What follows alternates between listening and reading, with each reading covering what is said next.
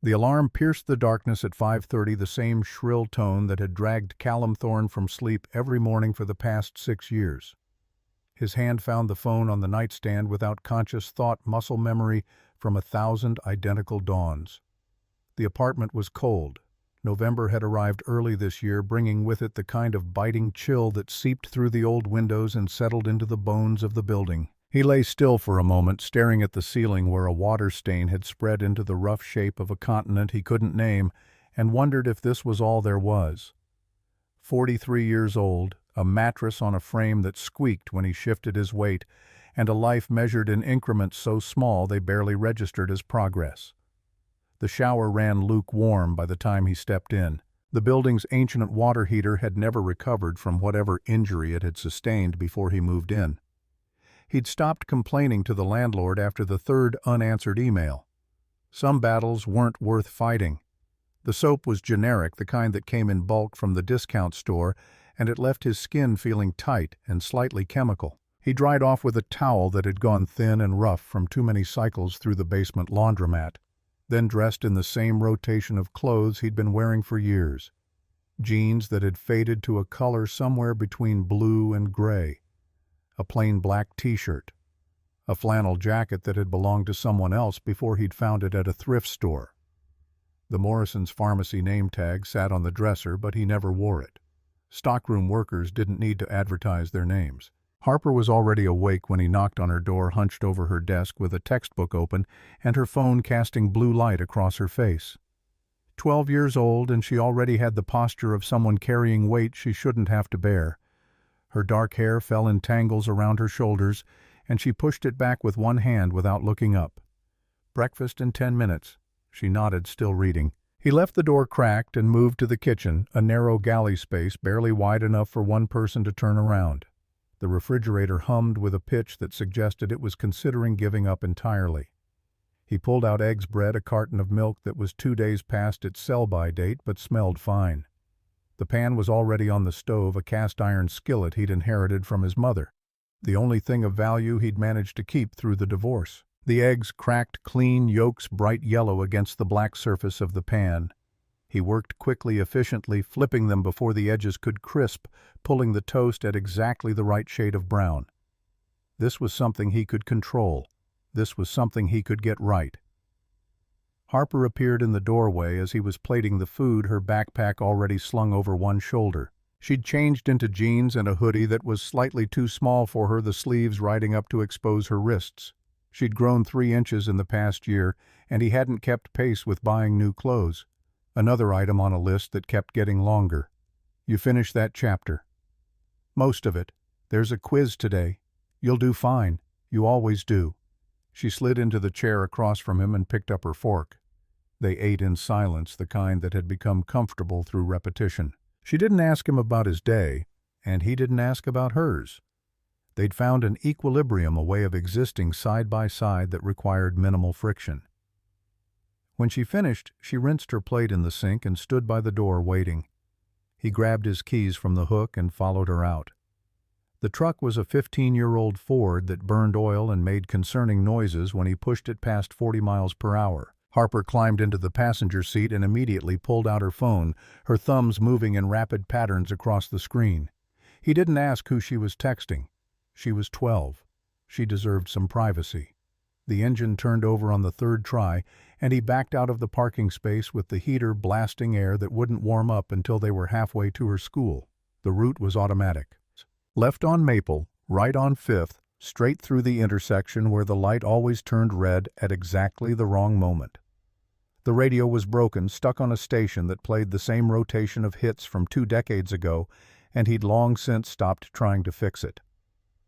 Harper hummed along to a song he vaguely recognized, something about summer and freedom and choices that seemed impossibly distant from the gray morning pressing against the windshield. He pulled up to the curb in front of Lincoln Middle School at 7:13, 2 minutes ahead of schedule.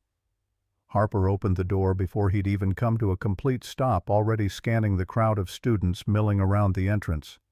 "Have a good day." "You too, Dad." The door slammed and she was gone, swallowed by a sea of backpacks and animated conversations. He watched until she disappeared inside, then pulled back into traffic and headed toward Morrison's pharmacy. The drive took 12 minutes. He knew because he'd timed it enough times to account for variations in traffic patterns. Red lights, construction delays. Morrison's sat on the corner of Maple and 10th, a squat brick building with a faded green awning and windows that hadn't been cleaned in months. The parking lot was nearly empty at this hour, just his truck and the manager's sedan and a delivery van idling near the loading dock. He parked in his usual spot 3 rows back from the entrance and killed the engine. The stockroom was in the back, accessed through a service entrance that required a key card and a 4-digit code. He swiped in, punched the numbers, and stepped into the familiar smell of cardboard and antiseptic. The overhead lights flickered to life in sections, casting harsh shadows across rows of metal shelving packed with inventory. Boxes of bandages, bottles of vitamins, medications organized by classification and expiration date. This was his domain. 6 years of opening shipments, scanning barcodes, updating spreadsheets, and arranging products in configurations that maximized efficiency. It wasn't the career he'd imagined at 25, but at 43 he'd learned that life rarely asked permission before rewriting your plans. The morning passed in the usual rhythm. A delivery truck arrived at 7:45 with 3 pallets of merchandise. He signed for them, verified the contents against the packing slip, and began the process of breaking down boxes and shelving items. Cold medicine in Section C, diabetes supplies in Section F, prenatal vitamins in Section H, top shelf left side. The work required just enough concentration to keep his mind occupied, but not enough to challenge him. He could do it in his sleep. Some mornings he suspected he was. At 6:40 he stepped outside for his first break. The air had warmed slightly, though clouds still pressed low against the horizon. The pharmacy lot bordered a busy intersection, and he stood near the corner watching the morning commuters accelerate through yellow lights. That was when he saw her, a woman in a wheelchair trying to navigate up onto the curb. The sidewalk sloped at an angle that should have made it easy, but one of her wheels had caught in a crack in the pavement, and she was struggling to free it. She wore a faded gray hoodie and jeans, her dark hair pulled back in a ponytail that had come partially loose. Her hands gripped the wheels with a tension that suggested frustration, maybe anger. She was young, probably early 30s, with a face that would have been striking if not for the exhaustion carved into every line. Callum moved without thinking. He jogged across the parking lot and reached her just as she managed to wrench the wheel free. She looked up, startled, her eyes widening for a fraction of a second before her expression smoothed into neutrality. "You need a hand." She didn't answer, just looked at him with an intensity that made him want to step back. He gestured toward the intersection. "I can help you across if you're trying to get to the bus stop." She hesitated, then gave a single nod. He moved behind the chair and gripped the handles, surprised by how new it felt beneath his hands.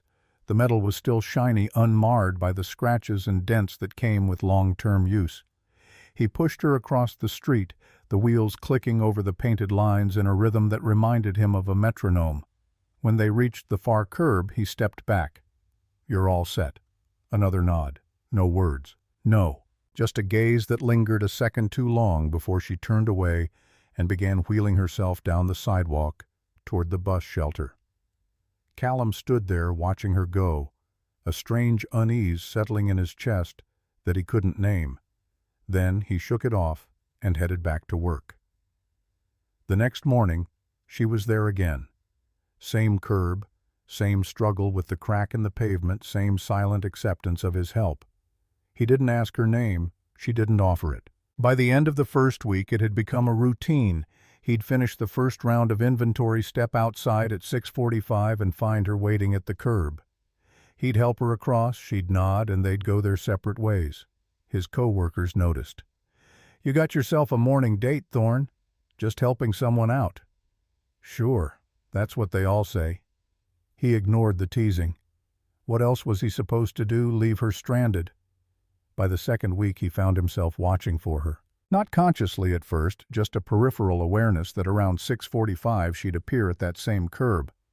The routine settled into something almost comforting, a small ritual that made him feel like a decent man again after everything he'd lost. But Harper noticed something he hadn't.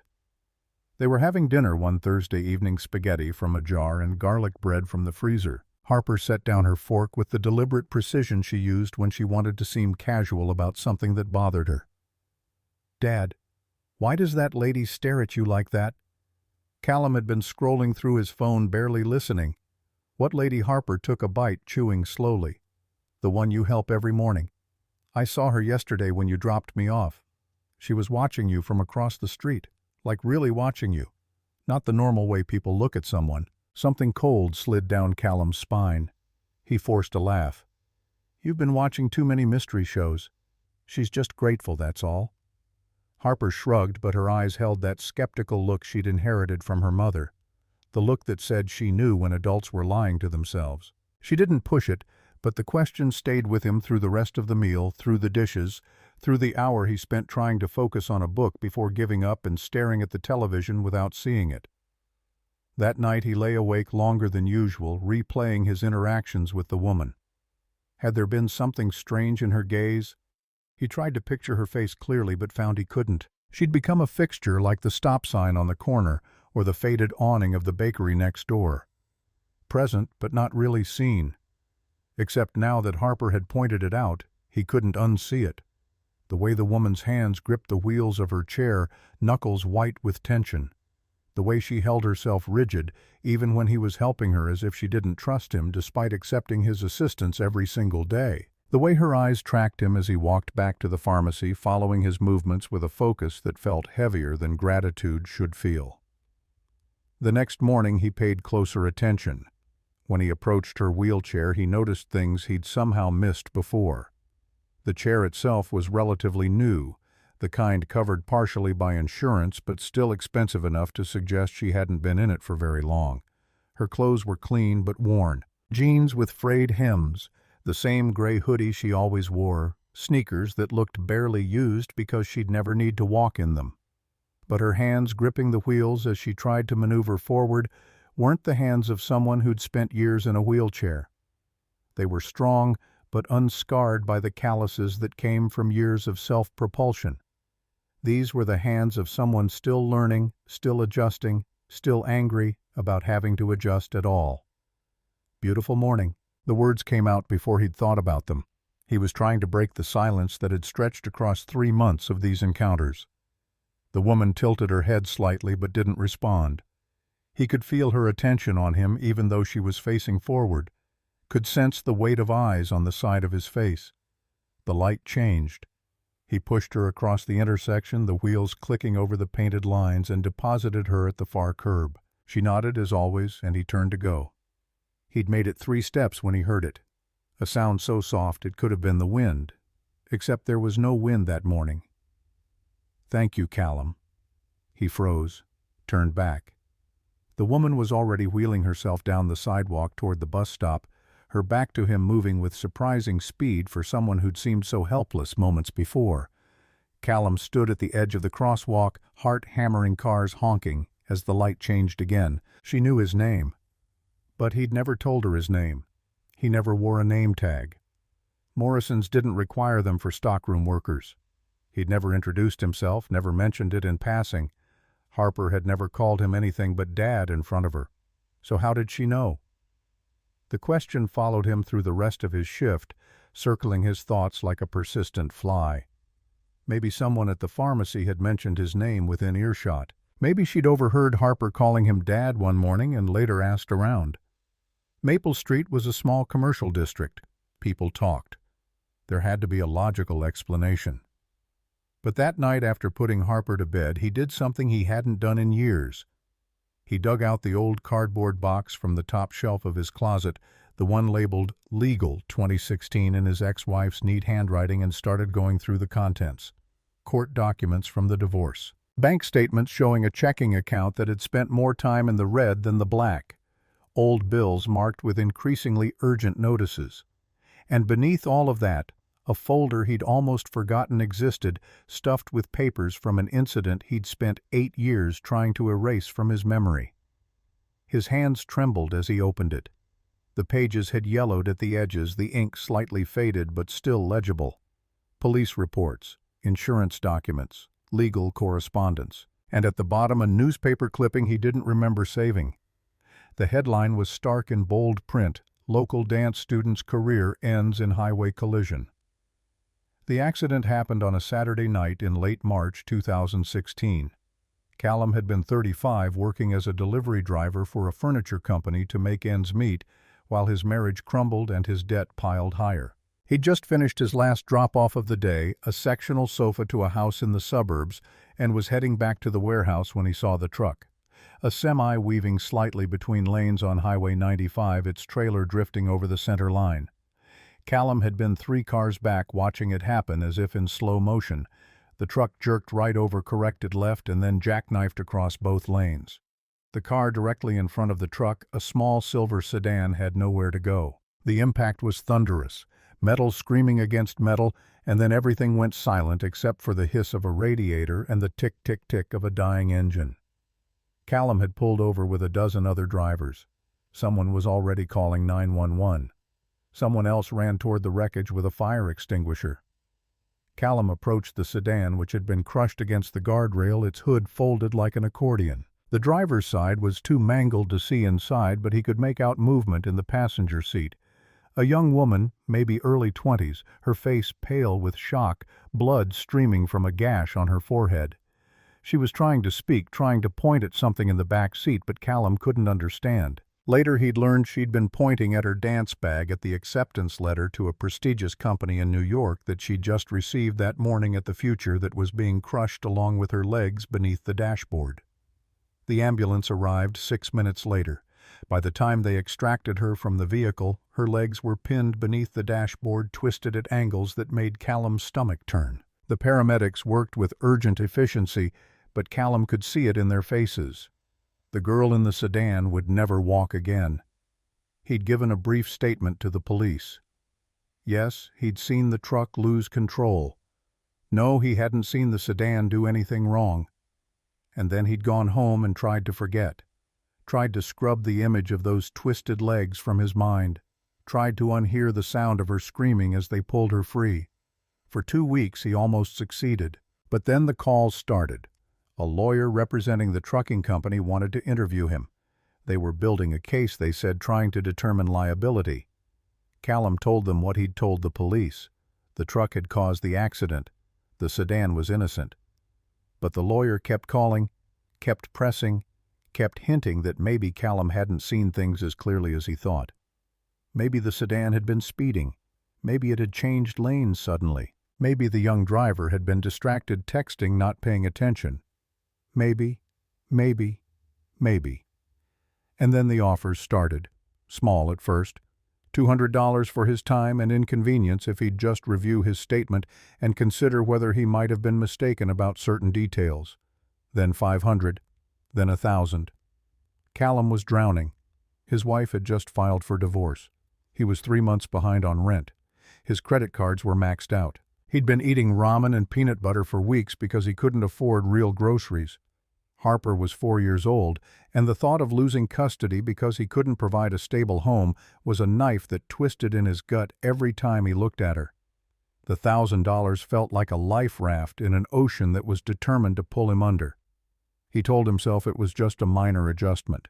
He'd been 3 cars back. Maybe he hadn't seen the sedan's speed as clearly as he'd first thought.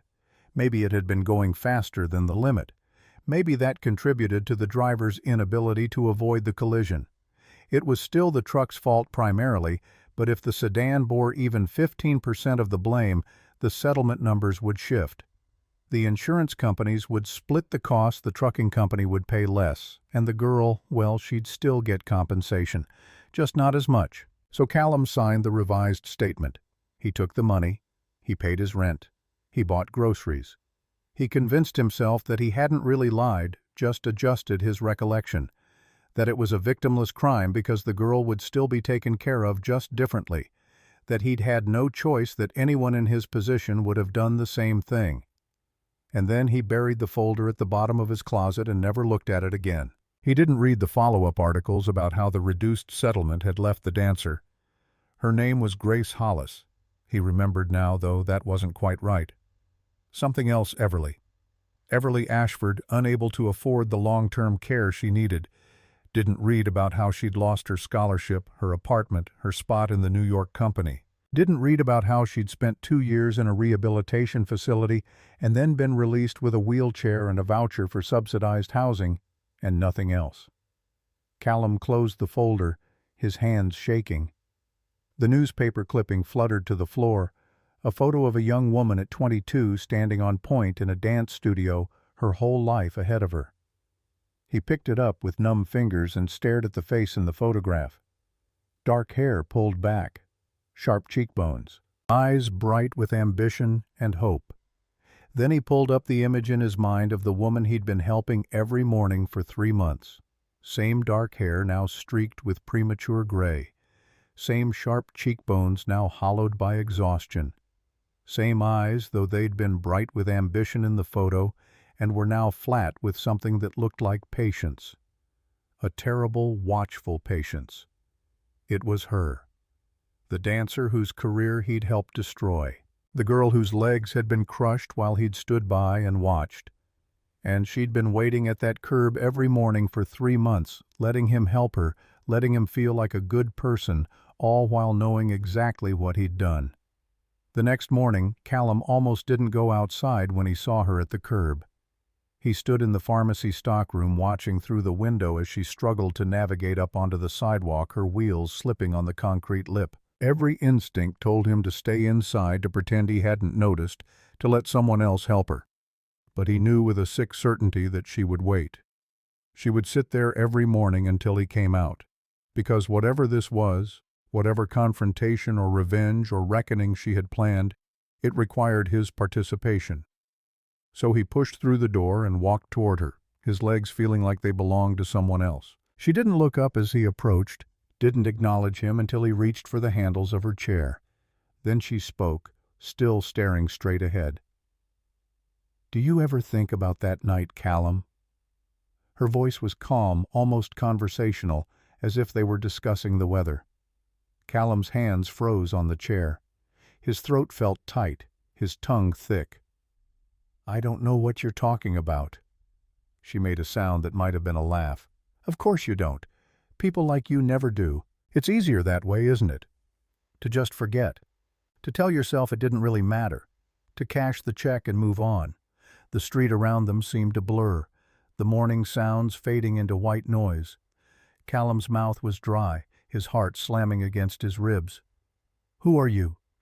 The woman finally turned her head and Callum saw her face clearly for the first time. Not just the surface, but the grief and rage and exhaustion carved into every feature. "My name is Everly Ashford. 8 years ago, I was 22 years old. Driving home from the dance studio where I'd just been accepted into the New York City Ballet's trainee program. A semi-truck jackknifed in front of me on Highway 95. I spent 11 months in the hospital, lost my scholarship, lost my career, lost the ability to ever dance again, to ever walk again, because a man named Callum Thorne told a courtroom that maybe I'd been speeding, that maybe I was partially responsible for what happened to me." Callum felt the ground tilt beneath him. I never testified in court. It was just a statement." Everly's smile was bitter. "Your statement was entered into evidence. Same effect. The insurance company used it to reduce my settlement by 65%. 65%, Callum. Do you know what that meant for someone like me? I was 22. I had nothing. No family money, no trust fund. Just a scholarship and a dream and a body that could do incredible things. Your statement, your lie, meant the difference between getting the care I needed to maybe regain some function in my legs and spending the rest of my life like this." She gestured at herself, at the wheelchair, at the worn clothes, at the exhaustion that seemed to seep from her pores. "I've been homeless twice. I've slept in shelters. I've gone days without eating because I had to choose between food and the medications that keep the nerve pain from driving me insane. All because you needed rent money." The light changed. Cars began to honk. Everly turned her chair away from him, beginning to wheel herself across the intersection alone. Callum stood paralyzed, watching her navigate the crosswalk with the same careful determination he'd witnessed every morning for 3 months. And suddenly he understood. She hadn't needed his help, not once. She'd been testing him, watching him, waiting to see if he'd recognize her if any flicker of memory or guilt would surface.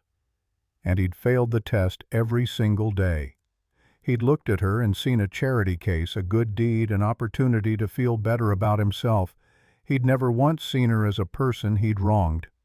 That evening, Harper found him sitting at the kitchen table, staring at nothing. The apartment had grown dark around him, shadows stretching across the worn linoleum floor, but he hadn't moved to turn on the lights.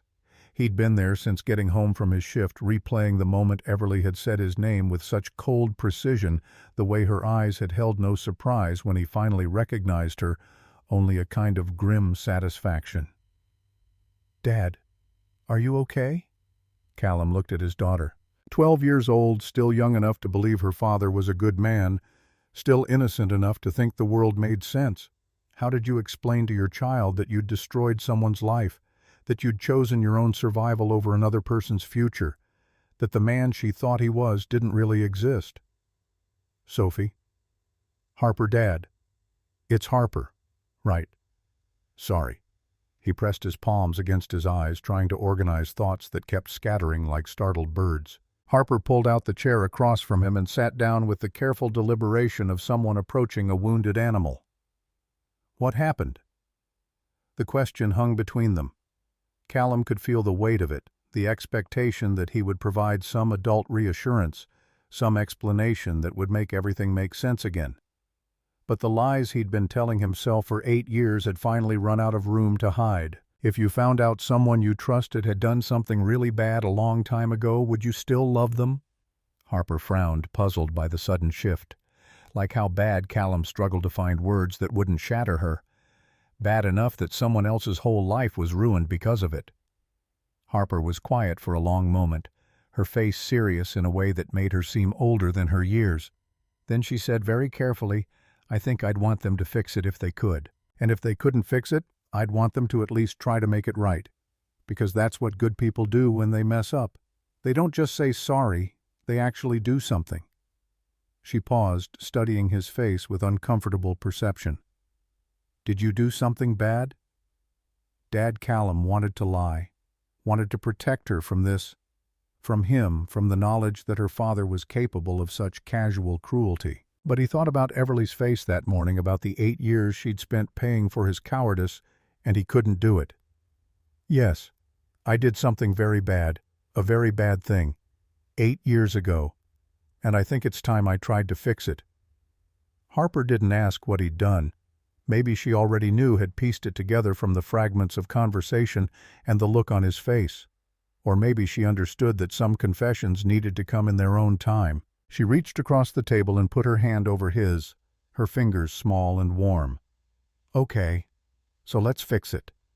The simplicity of her faith almost broke him. The next morning, Callum didn't wait for Everly at the curb. Instead, he drove 3 blocks past the pharmacy to the bus stop where she spent her days. He'd never followed her there before, had never thought to question where she went after he helped her across the street. Now he saw the cardboard sign propped against her wheelchair, the words written in careful block letters, "Anything helps." A CEO worth $50 million, she'd said. Except she hadn't said that. That was a different version, a different life he'd imagined for her. She'd been a dancer. 22 years old, with an acceptance letter to the New York City Ballet, and a body that could do incredible things right up until the moment it couldn't. She saw him coming and her expression hardened, her hands tightening on the wheels as if preparing to flee. But Callum spoke before she could move. "I'm not here to make excuses." His voice came out rough, the words he'd rehearsed all night feeling inadequate now that he had to say them out loud. "I'm here to tell you that you're right about all of it. I lied. I knew the accident wasn't your fault. And I lied anyway because I needed the money and I convinced myself it wouldn't really matter, that you'd still get enough to be okay. I didn't think about what I was taking from you. I didn't think about you at all, really. You were just an abstract, a case number. And I'm sorry. I know that doesn't fix anything. I know it doesn't give you back what I helped take away, but I'm sorry." Everly stared at him for a long, measured moment.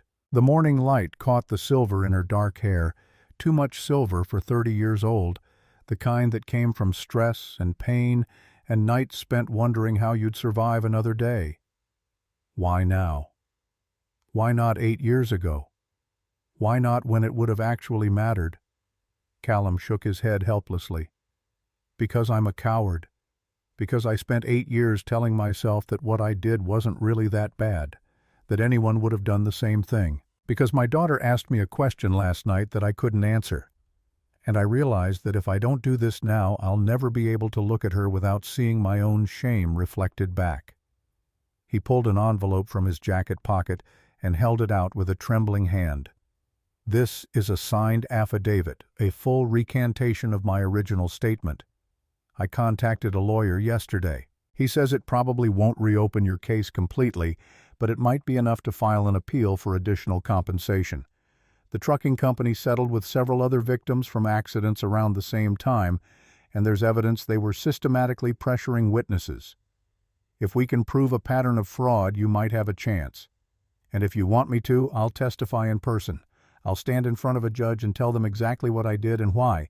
I'll go on the record. I'll risk perjury charges, whatever it takes. Everly took the envelope with hands that shook slightly. She opened it slowly, pulled out the pages, scanned the contents with an expression Callum couldn't read. When she finally looked up, her eyes were wet. You realize this could destroy your life, your job, your reputation. People will know what you did. Harper will know. Callum nodded, feeling strangely calm despite the terror that had been clawing at him since the previous night. I know, but she already asked me if I'd done something bad, and I'd rather she see me own my mistakes and face the consequences than spend the rest of her life wondering if her father's a coward who only does the right thing when it's convenient. For the first time in 3 months, Everly's expression softened slightly. Not forgiveness. It was too soon for that. Might always be too soon for that. But something that looked like recognition. Like she was seeing him as a person rather than just the man who'd wronged her. I spent 8 years imagining this moment, thinking about what I'd say if I ever got the chance to confront you. I had whole speeches planned. I was going to make you feel every bit of pain you'd caused me. I was going to watch you squirm. She folded the affidavit carefully, tucked it into a canvas bag hanging from her wheelchair. But now that it's happening, I just feel tired. So tired of carrying this rage around. It's been eating me alive for 8 years, and I don't think I have room for it anymore. Callum sat down on the bench beside her wheelchair, suddenly exhausted. The weight he'd been carrying for nearly a decade hadn't lifted, but it had shifted somehow, redistributed into a shape he might eventually learn to bear. What does it feel like? Now that you've confronted me. Everly was quiet for a moment, watching the morning commuters hurry past, everyone rushing toward their own urgencies, their own small dramas, oblivious to the quiet reckoning happening on a street corner in the early light.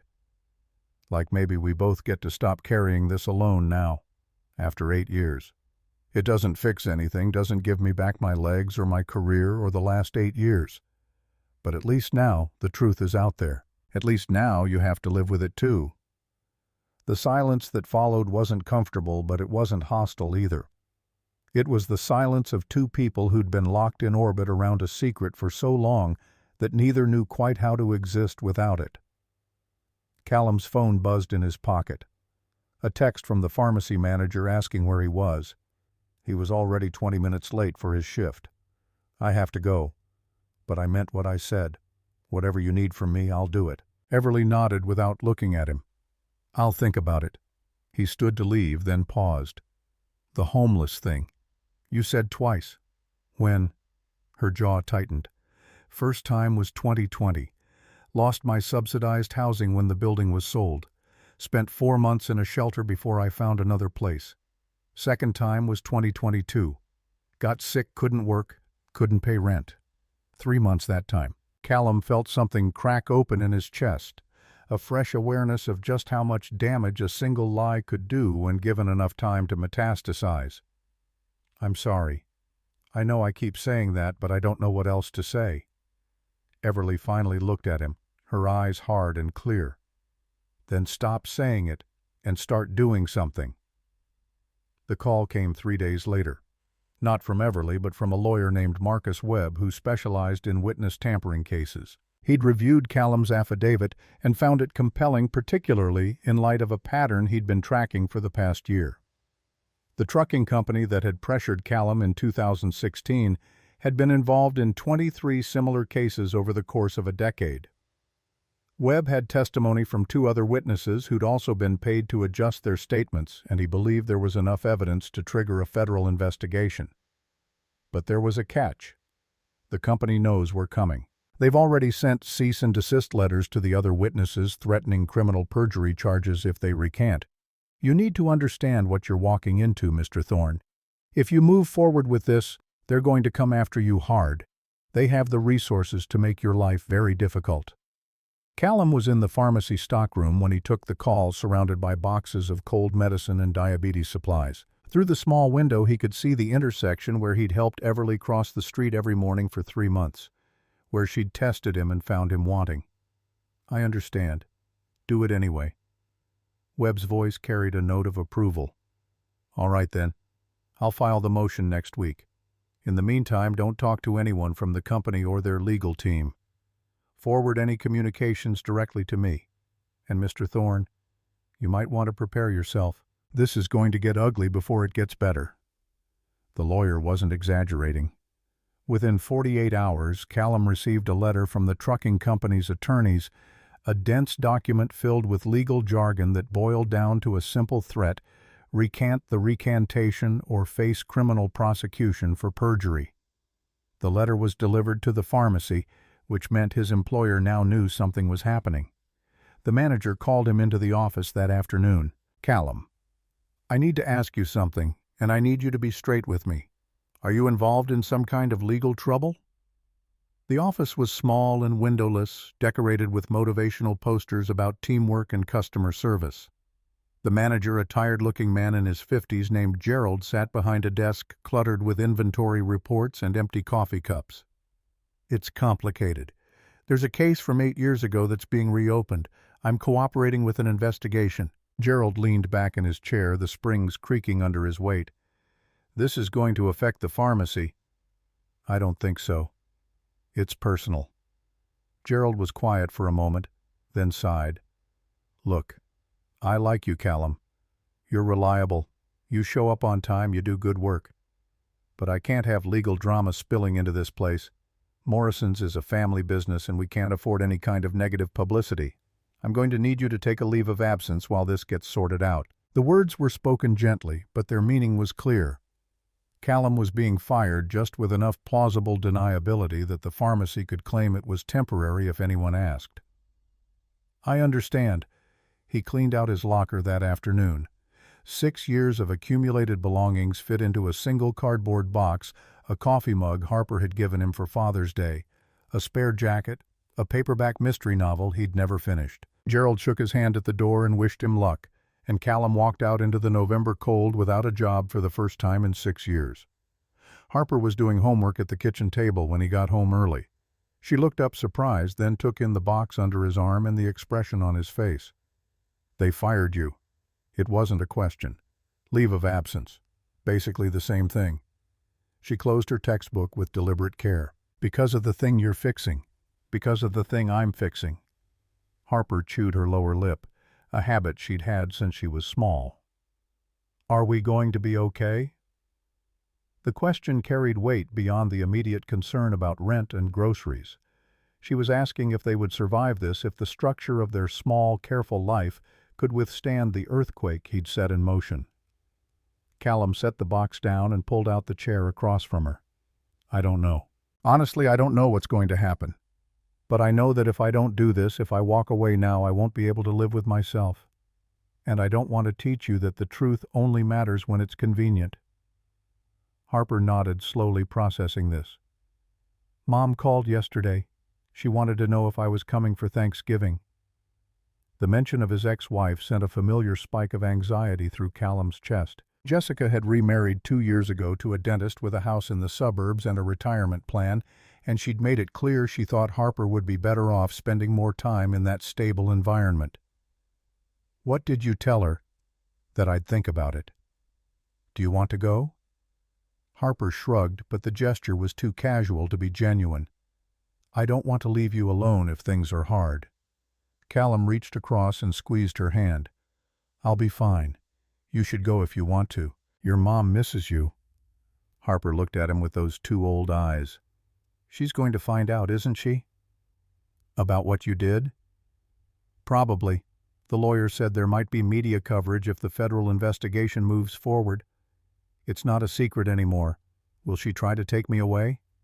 The question hit him like a physical blow. He'd been so focused on making things right with Everly that he hadn't fully considered the cascading consequences, the ways this confession could unravel every other aspect of his carefully reconstructed life. "I don't know. Maybe. But whatever happens, I want you to know that I'm doing this because it's the right thing to do. Not because I don't care about you. You're the most important thing in my life, Harper. You always have been." Harper's eyes filled with tears, but she blinked them back. "I know, Dad. That's why I think you should do it." The federal investigation officially opened 2 weeks later. Marcus Webb called with the news, his voice carrying a mix of professional satisfaction and personal vindication. The Federal Trade Commission had reviewed the evidence and found sufficient cause to investigate the trucking company for systematic witness tampering across multiple states. Callum's affidavit, combined with testimony from the 2 other witnesses Webb had located, formed the foundation of the case. But Webb also had a warning. The company's going to fight this hard. They've already hired a PR firm to spin the narrative, painting the witnesses as opportunists looking for money. You need to be prepared for them to dig into your personal life, your finances, your divorce. They're going to try to discredit you any way they can. Let them. I've got nothing to hide anymore. That's the spirit. But listen, there's something else you should know. Ms. Ashford reached out to me. She wants to be involved in the case, wants to testify about the impact the reduced settlement had on her life. She's also willing to go public with her story if it helps pressure the company to settle. The thought of Everly putting herself through that, reliving the trauma of the accident and its aftermath for a courtroom full of strangers, made Callum's stomach turn. Is that a good idea? I mean, won't that be incredibly hard for her? Probably. But she's determined. And frankly, her testimony could be the key to this whole thing. A young dancer whose career was destroyed, who ended up homeless because of a reduced settlement. That's a powerful narrative. Juries respond to that. Tell her I'll support whatever she decides. And tell her thank you for giving me a chance to make this right, even though it's 8 years too late. Webb promised to pass along the message, then moved on to the logistical details of depositions and court dates. Callum listened with half his attention, his mind stuck on the image of Everly in a courtroom, forced to display her scars for public consumption because he'd been too much of a coward to tell the truth when it mattered. The media attention started small. A local reporter picked up the story from the FTC, filing a brief article in the Metro section about a witness tampering investigation involving a regional trucking company. But within days it spread. A journalist from a larger paper called Callum's cell phone, which somehow wasn't unlisted anymore, asking for an interview. Then a producer from a local news station. Then a blogger who ran a site dedicated to corporate malfeasance. Webb advised him to say nothing until after the initial depositions, but the damage was already done.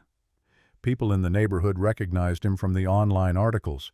His landlord left a message asking if the rent checks would keep clearing. Jessica called, her voice tight with barely controlled fury. "What the hell is going on, Callum? I just got a call from my mother asking why my ex-husband is all over the news for lying in a court case." He'd been expecting this conversation, had rehearsed different versions of it in his head, but now that it was happening, all his prepared explanations evaporated. "It's complicated. Complicated. You lied under oath and it's making headlines." "How is that complicated?" "I didn't lie under oath.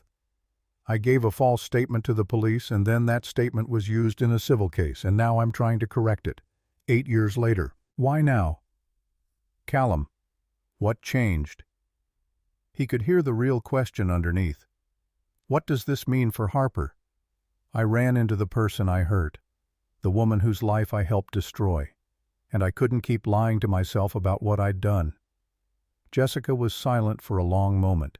He could hear her breathing, the careful control she always exercised when she was furious. "This is exactly the kind of selfish, impulsive decision-making that destroyed our marriage. You never think about the consequences, never consider how your actions affect the people around you." I'm thinking about the consequences now. That's why I'm doing this. You're thinking about your guilt. You're thinking about feeling better about yourself. You're not thinking about Harper, about what it's going to be like for her when her classmates find out her father is some kind of fraud. The accusation stung because it contained a grain of truth. He was doing this at least partly for himself, to shed the weight of guilt he'd been carrying for 8 years. But that didn't make it wrong. Harper knows. I told her before I started any of this, and she supports it. She's 12 years old, Callum. She doesn't understand what you're putting her through. She understands more than you think. Jessica's voice went cold. My lawyer is going to be in touch. I'm filing for modification of the custody agreement. I can't have Harper living in the middle of this circus. The line went dead. Callum stood in his kitchen phone, still pressed to his ear, listening to the silence where his ex-wife's voice had been. He'd known this was coming, had accepted it as a likely consequence the moment he decided to come forward. But knowing and experiencing were different things, and the reality of potentially losing Harper felt like a knife between his ribs. The deposition took place on a gray morning in early December. Callum sat across a conference table from 3 lawyers representing the trucking company, a court reporter, and Marcus Webb. The room was aggressively corporate, all glass and chrome and abstract art that probably cost more than Callum made in a year back when he had a job. The lead attorney for the company was a woman in her 40s with silver hair and a smile that never reached her eyes. She walked Callum through his original statement, his revised statement, and the circumstances that had led him to change his story. Her questions were precise, designed to paint him as unreliable, financially motivated, and willing to say whatever served his interests at any given moment. So let me make sure I understand your timeline, Mr. Thorne. In March 2016, you gave a statement to police saying the sedan appeared to be traveling at normal speed. 2 weeks later, after being contacted by my client's legal team, you revised that statement to say the sedan may have been speeding. And now, 8 years later, you're claiming the original statement was correct and the revision was false. Is that accurate? Webb had prepared him for this, had coached him on staying calm and focused on the facts. But sitting across from 3 hostile attorneys who were being paid substantial amounts of money to destroy his credibility, Callum felt the words stick in his throat. That's correct. And during those 8 years, you never once attempted to correct this alleged false statement? No. Why not?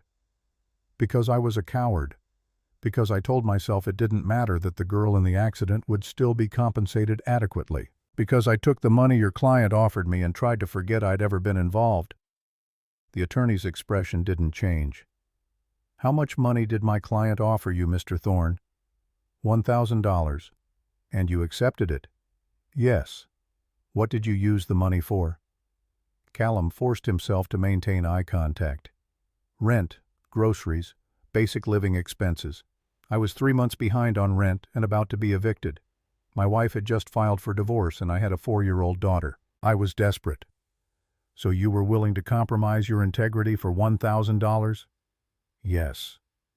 The word hung in the air, stark and damning.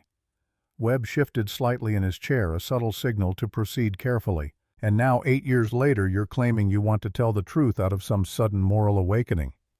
I'm claiming I ran into Everly Ashford, the woman whose settlement was reduced because of my false statement, and I couldn't keep lying to myself about what I'd done to her.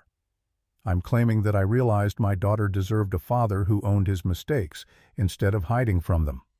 I'm claiming that $1,000 8 years ago cost Miss Ashford approximately $10 million in reduced settlement funds, 2 years of homelessness, and a lifetime of pain I can't even begin to comprehend. So yes, I'm trying to tell the truth now, even though it's too late to undo the damage. The attorney made a note on her legal pad, her expression unreadable. How convenient that this moral awakening coincides with a federal investigation into my client's business practices. It doesn't coincide. It caused it. I reached out to a lawyer before I knew there was any investigation. I came forward because I couldn't live with what I'd done anymore, not because I thought there was some broader case to be part of. The deposition continued for 3 more hours, covering the same ground from different angles, probing for inconsistencies or admissions that could be used to undermine his credibility. By the time it ended, Callum felt hollowed out, every defense stripped away, every rationalization exposed to harsh fluorescent light. Webb walked him out to the parking garage. "You did well in there. Better than I expected, honestly. They're going to use the $1,000 against you, paint you as mercenary, but your willingness to admit you made a mistake for money actually works in our favor. It makes you seem more credible, not less." Callum leaned against his truck, suddenly exhausted. "When does Everly testify next week?" "She's nervous, but she's ready. The woman's got steel in her spine." "I know. I watched her test me for 3 months, waiting to see if I'd recognize what I'd done. She never wavered once." Webb studied him for a moment. "You really care about making this right, don't you? This isn't just about clearing your conscience. I don't know if I can make it right. I don't know if there's any amount of truth-telling that balances out 8 years of lies. But I have to try. I owe her that much." Webb nodded, then clapped him on the shoulder. "The FTC is moving forward with the investigation. They've found evidence of witness tampering in 18 other cases going back over a decade.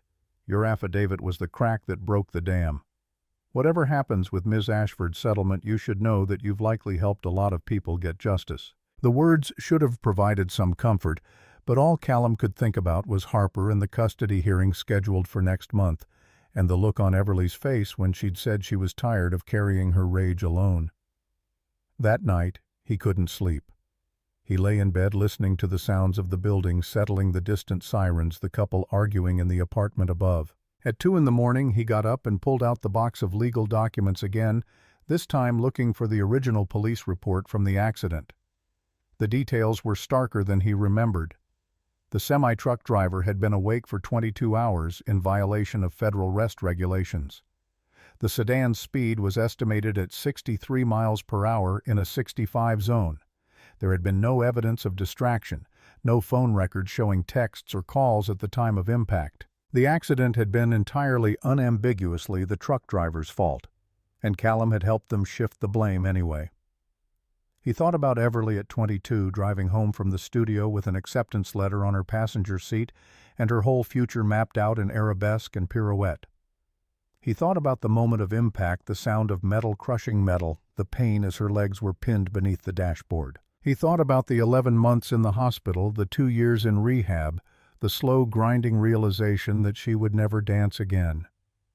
And then he thought about the moment she'd chosen to wheel herself to that curb every morning for 3 months, to let him help her across the street, to watch and wait and see if he'd remember her face. The rage she must have carried, the patience it must have taken not to confront him immediately, to test him first, to give him a chance to do the right thing on his own.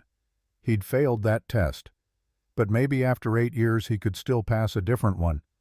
The federal investigation took 9 months to complete, a timeline that felt both impossibly long and terrifyingly compressed. Callum tracked its progress through occasional updates from Marcus Webb and fragments gleaned from news articles that appeared with increasing frequency as winter gave way to spring. The FTC had uncovered evidence of witness tampering in 23 cases, spanning a decade, a systematic pattern of intimidation and financial incentive that had corrupted dozens of accident investigations. 2 other witnesses had come forward with stories nearly identical to Callum's desperate circumstances. Incremental payments, revised statements that shifted liability away from the trucking company and onto victims who'd done nothing wrong. One of those witnesses, a woman named Patricia Moreland, had been contacted by Webb's office in January. She'd witnessed a collision in 2014 that left a 17-year-old boy paralyzed. The trucking company had paid her $1,500 to say she'd seen the boy's motorcycle weaving between lanes erratically. The reduced settlement had meant the boy's family couldn't afford the experimental spine surgery that might have given him a chance at partial recovery. He'd committed suicide in 2019, 5 years after the accident, leaving a note that mentioned the pain and the medical bills and the future he couldn't envision from a wheelchair. Webb shared this information during a call in late January, his voice carefully neutral, and Callum had to set the phone down and walk to the bathroom where he threw up everything he'd eaten that day. The knowledge that he was part of a pattern, that his cowardice fit neatly into a business model designed to exploit desperation, somehow made it worse. He wasn't even original in his moral failure. The media coverage intensified. CNN picked up the story in February, running a segment about corporate witness tampering and the human cost of reduced settlements. They interviewed Everly, though Callum only learned about it when Webb sent him a link to the video. He watched it alone in his apartment, volume low, so Harper wouldn't hear from her room. Everly appeared on screen in a simple blue sweater, her wheelchair visible in the frame, her hands folded in her lap. The interviewer asked her about the accident, about her dance career, about what the reduced settlement had meant for her recovery. Everly spoke calmly, her voice steady, describing the 11 months in the hospital, the rehabilitation facility, the moment she'd been discharged with a voucher for subsidized housing and $300 to her name. She talked about applying for disability benefits and being denied twice. About the shelter in 2020 where she'd slept on a cot with 50 other people and kept her wheelchair locked to her wrist because theft was common. About choosing between pain medication and food. The interviewer leaned forward with professional sympathy. And the man who gave the false statement that reduced your settlement, have you been in contact with him?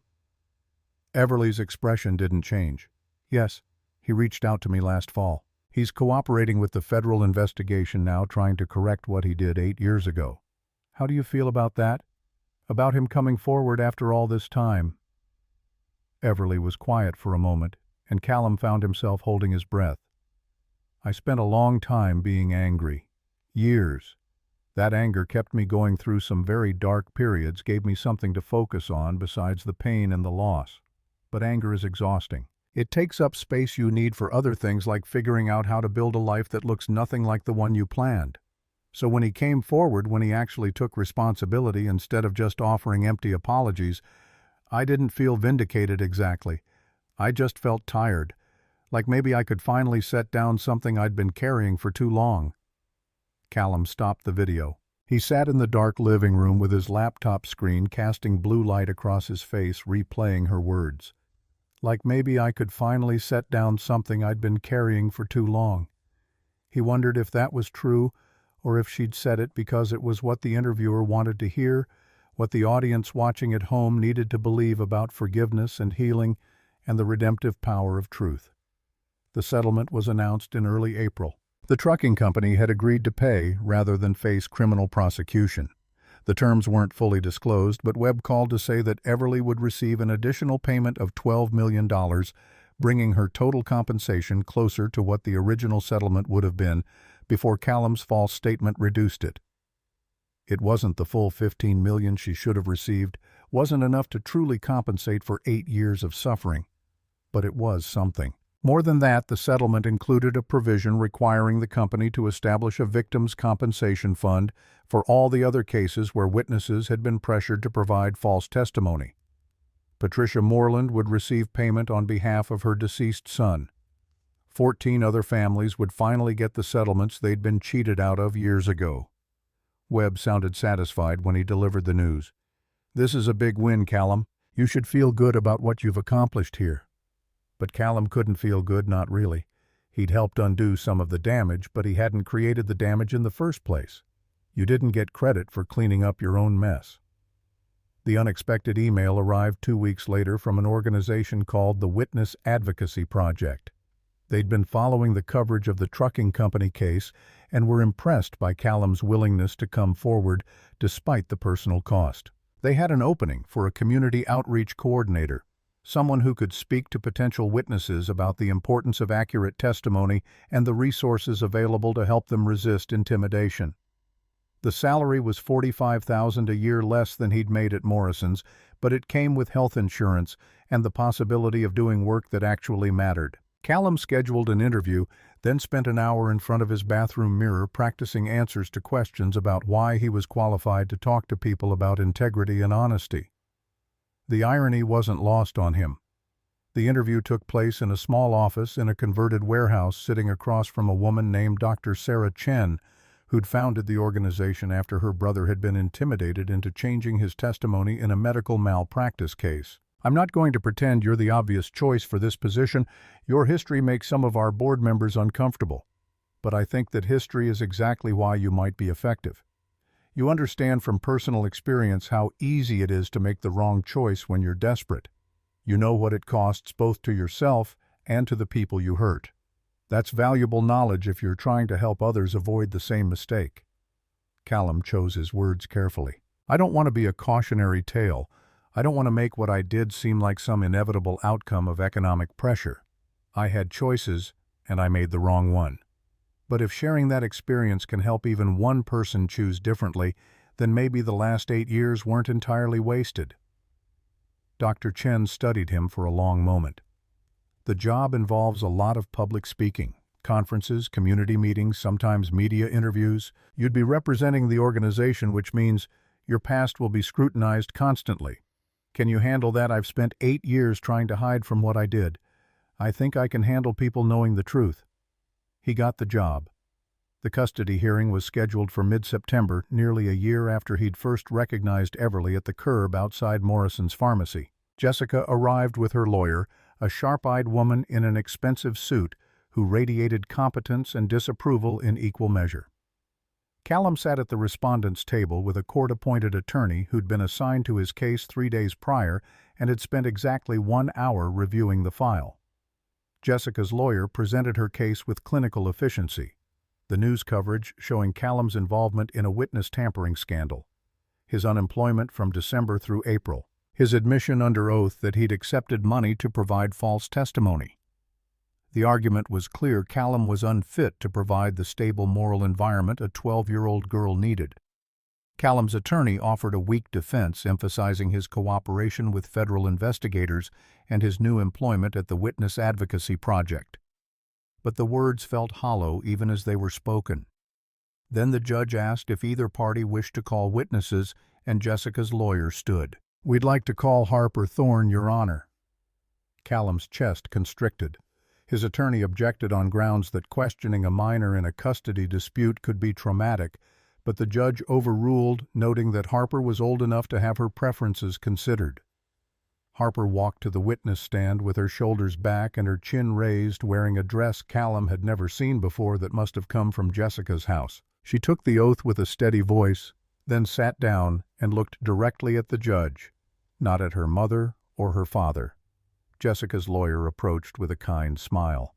"Harper, I know this is difficult, but I just want to ask you a few questions about living with your father. Is that okay?" "Okay. Have you seen the news coverage about your father's involvement in a legal case?" "Yes. How did that make you feel?" Harper's jaw tightened slightly. Confused at first, then proud. The lawyer's smile faltered. "Proud? Yes. My dad made a terrible mistake when he was desperate and scared, but he's fixing it now even though it's costing him everything. He could have just kept quiet and nobody would have known. But he didn't. He told the truth because it was the right thing to do, not because it was easy or safe. Harper, your father admitted to accepting money for false testimony. He lied in a legal proceeding. Does that concern you?" "Of course it concerns me. It concerns him too. That's why he's trying to make it right." The lawyer shifted tactics. "Living in your mother's home, you'd have your own room, a stable environment, access to better schools. Wouldn't you prefer that—" Harper looked at her mother for the first time since entering the courtroom. "Mom's house is nice, but my dad needs me right now. And I think if you take me away from him just when he's trying to do the right thing, you're basically telling everyone that people can't change. That if you make a mistake, you're just bad forever. And I don't want to learn that lesson." The courtroom was silent. Jessica's lawyer tried to recover, asking a few more questions about Callum's employment situation and their living conditions, but the damage was done. When Harper was dismissed, she walked past both tables without looking at either parent and sat in the gallery, her hands folded in her lap. The judge took a brief recess, then returned with her decision. She acknowledged the concerns about Callum's past actions, but noted his cooperation with federal investigators, his new employment, and his daughter's clear preference to remain in his custody. The existing arrangement would stand with a review scheduled in 6 months to assess stability. Jessica caught him in the hallway after the hearing. "She looks happy." "Harper, happier than I've seen her in a long time." Callum wasn't sure how to respond to that. "She's a good kid. We're doing okay." Jessica nodded, her expression complicated. "I was wrong about you. Not about what you did that was inexcusable. but about whether you could change. I didn't think you had it in you to actually face what you'd done. I'm glad I was wrong." She walked away before he could formulate a response. That night, Harper worked on homework at the kitchen table while Callum cooked dinner. She was writing an essay about moral courage for her English class, and she kept asking him questions about what it meant to do the right thing when it was scary.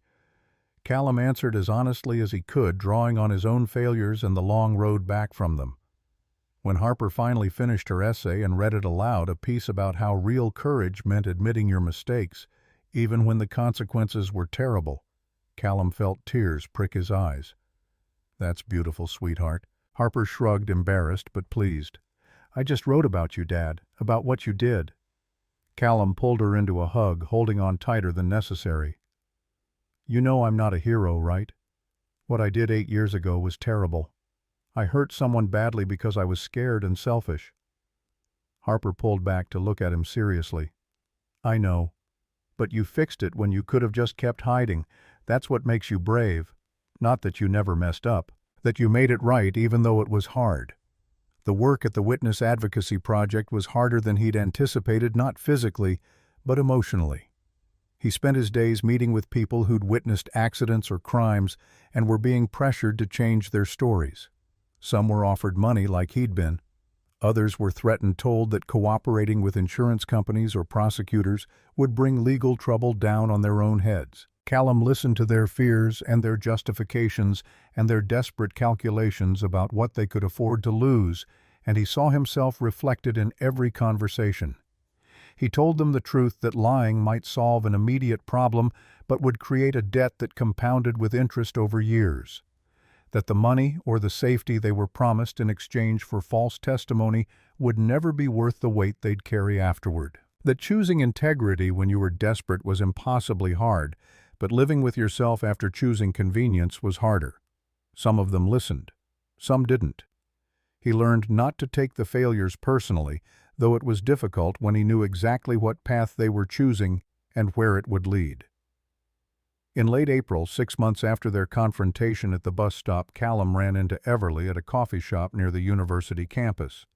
He almost didn't recognize her at first. She was sitting at an outdoor table with a laptop open and papers spread around her, completely absorbed in whatever she was working on. Her hair was shorter, cut to just above her shoulders, and she wore a green cardigan that looked new. There was something different about her posture, a quality he struggled to name until he realized it was forward momentum. She wasn't just surviving anymore. She was building toward something. She looked up and saw him standing there, and for a moment they just stared at each other across the sidewalk. Then she raised her hand in a small wave. Callum hesitated, uncertain whether the gesture was invitation or simple acknowledgement, but he walked over anyway. "School project." He nodded at the papers. "Master's thesis proposal. Arts administration with a focus on accessibility and performance spaces. That sounds incredible." Everly smiled slightly, and it transformed her face in a way Callum hadn't seen before. Not happiness exactly, but something lighter than the exhaustion that had defined her expression for the 3 months he'd helped her across the street. "It's ambitious. I'm researching how performance venues can be redesigned to accommodate disabled dancers and audience members.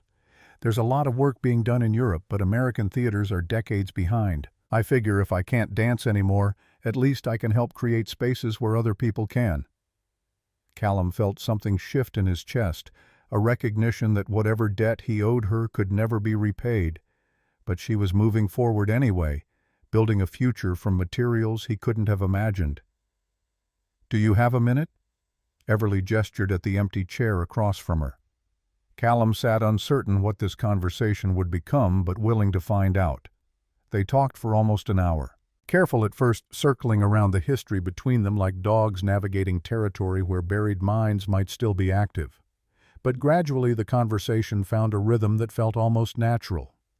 Everly described her classes, the professors who treated her wheelchair as unremarkable, and the ones who couldn't stop framing every assignment in terms of her disability. She talked about the research that excited her, the interviews she'd conducted with dancers who'd found ways to perform despite physical limitations, the architects who were reimagining what accessible spaces could look like. Callum told her about his work at the Witness Advocacy Project, about the people he met who were facing the same choice he'd faced 8 years ago. He described the ones who chose integrity despite the cost and the ones who didn't, and how he'd learned to measure success in small victories rather than perfect outcomes. They didn't talk about forgiveness. That word still felt too large, too loaded with expectations neither of them could meet. But they talked about moving forward, about the strange reality that the worst moments of your life could somehow become the foundation for building something that mattered. As Callum stood to leave, Everly caught his hand briefly. Her grip was firm, her skin warm against his. "I still don't forgive you. I don't know if I ever will. What you did cost me 8 years of my life, and I can't just erase that." She paused, holding his gaze. "But I also don't hate you anymore, and I think that matters. I think that's worth something." Callum's throat felt tight. "Thank you for giving me the chance to make it right even though it was 8 years too late. For not just destroying me when you had every right to." Everly's smile was sad but genuine. "Destroying you wouldn't have given me my legs back, wouldn't have made me feel better. I learned that the hard way. But watching you actually try to fix what you broke, that helped. Not completely. Not enough. But it helped." They parted ways then, Everly wheeling back toward campus, Callum heading to his truck parked 2 blocks away. He thought about her words as he drove home, turning them over in his mind like smooth stones.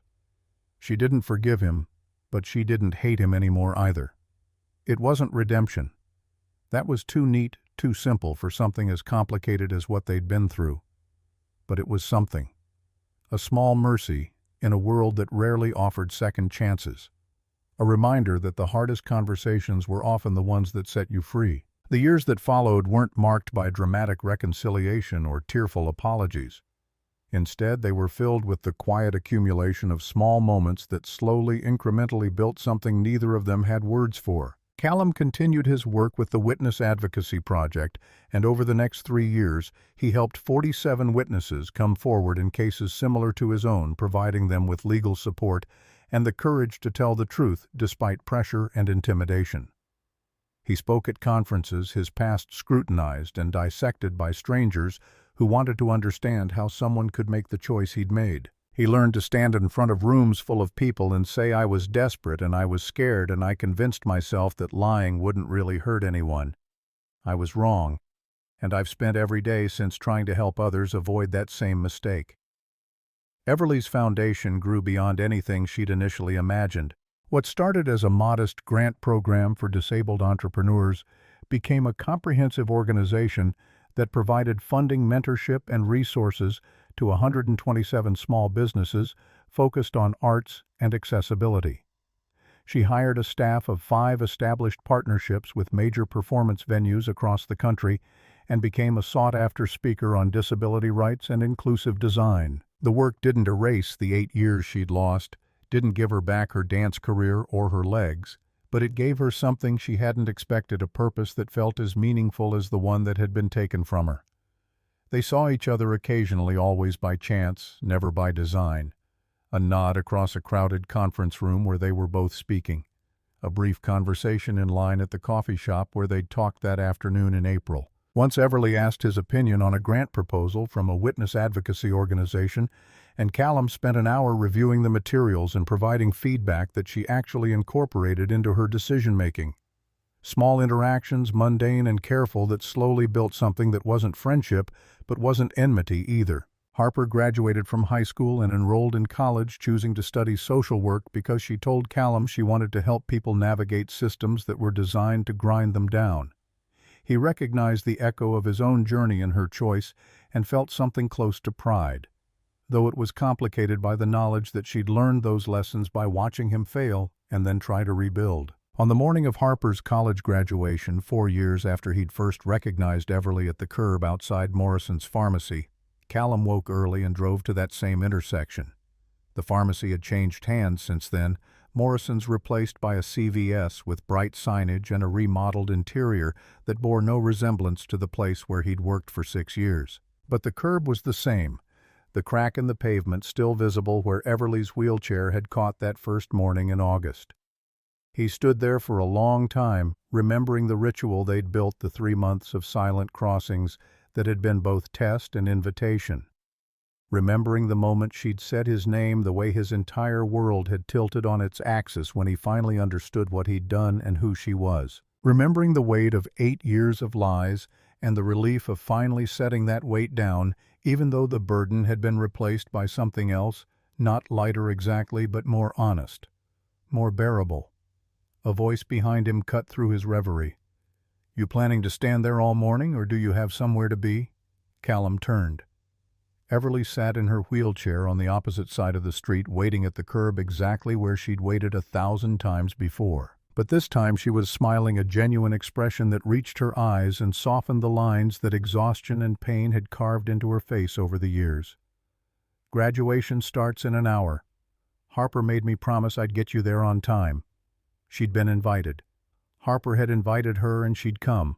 Callum crossed the street not to help her as he'd done so many times before, but to walk beside her as an equal. Two people who'd been bound by history, neither could escape or fully reconcile, but who'd chosen in their own ways to stop letting that history define every moment that came after. They made their way toward the university campus together, moving through morning sunlight that felt warmer than it had any right to be, and Callum thought about all the words he'd rehearsed over the years, apologies and explanations and desperate attempts to make her understand, and realized that none of them mattered as much as this. The simple act of showing up, of continuing to try, of building something honest from the ruins of what had been broken. Some wounds never fully heal, but some people learn to build new lives around the scars. And sometimes, if you're very lucky, the person you wronged will choose to witness your attempts at becoming better. Not because they've forgiven you, not because they've forgotten what you did, but because they've decided that your mistake, as terrible as it was, doesn't have to be the only story that gets told about either of you.